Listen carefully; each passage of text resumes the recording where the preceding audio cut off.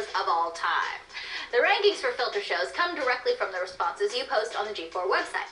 To make your vote count, log on to g4tv.com/filter and select the filterator. Then choose a category, vote on a scale of 1 to 10, and we'll take care of the rest. While you're there, be sure to post your suggestions for topics and games you'd like to see covered in future episodes. Getting back to the countdown, we move on to lucky number 7 by picking up with unlucky number 13. The Friday the 13th movies may have been scary, but the only thing scary about the game was that someone actually tried to pawn it off on the game-playing public.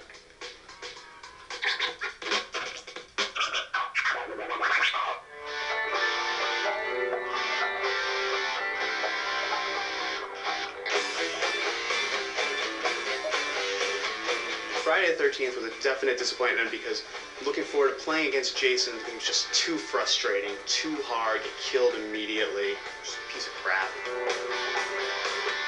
I begged my mom to get it for me, and I couldn't even finish it. It was like, for 8-bit gaming, it was bad. The pseudo first-person parts of the game. You know, you're turning, forward, turning, Jason!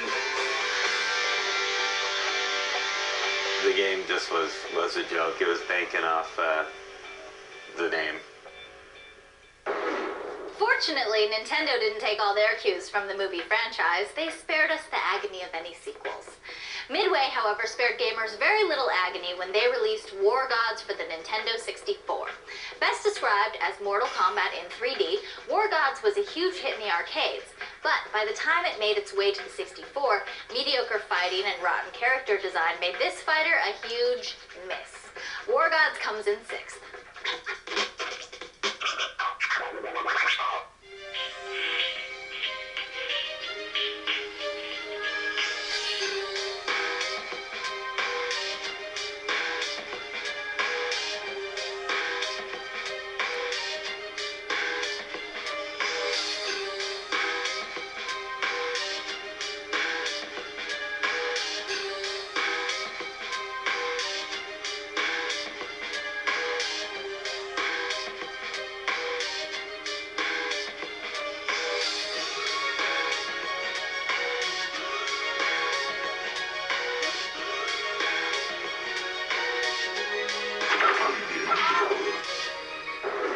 Unbelievable is right.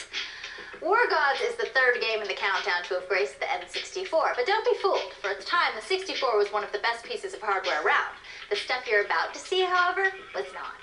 Check out some of the most spectacular hardware failures. Some of the most spectacular hardware failures in the game industry has to be the 3DO, anything by Sega other than the Genesis, and the Atari Jaguar. The biggest hardware failure I can think of was Virtual Boy. The Virtual Boy. Virtual Boy. Let's see, you got the 3DO. Trip Hawkins' ingenious notion that people wanted to pay almost $800 for a console. 3DO. the original there. I never played it, but it was very, very expensive and just didn't sell because they didn't have very good games.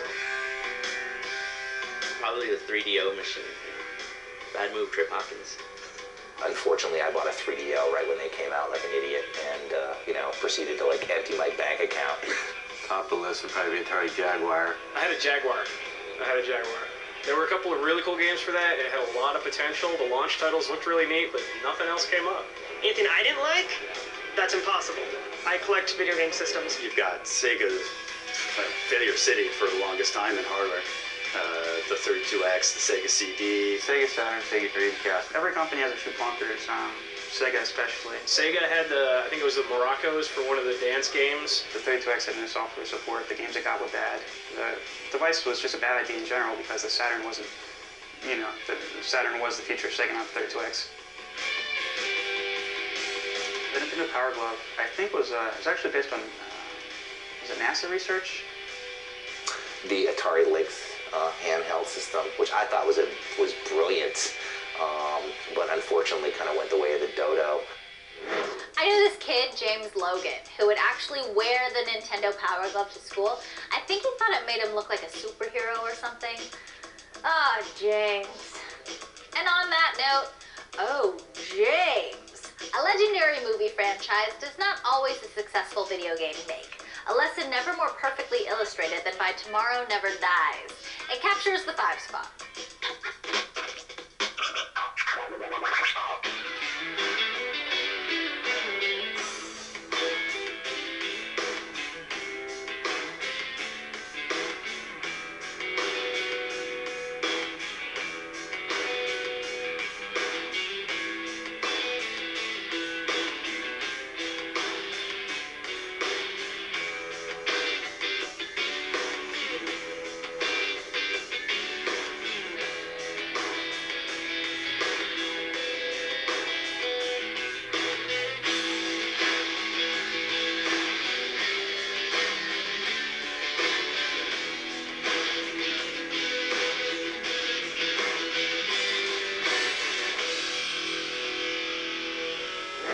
I'm not sure why developers think that every popular movie franchise will translate into a successful video game, but even cartoons aren't safe.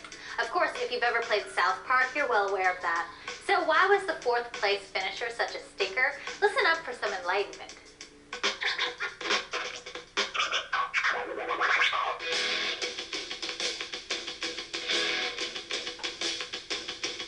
South Park was a failure because it didn't try to be anything else. It was actually Turok and with South Park characters. You know, my only clear memory of South Park was endlessly shooting turkeys.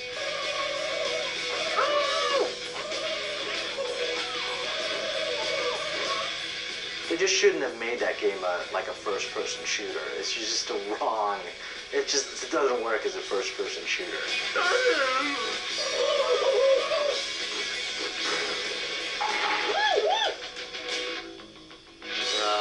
It wasn't fun. It frustrated you just to pick it up.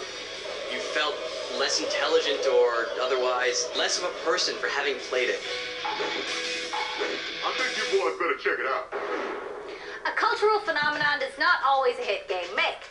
And when we come back from the break, we'll reinforce that theory as we continue to count down the most spectacular failures of all time. Did Superman bore you to death? Or did a small terrestrial, crash and burn the video game house down?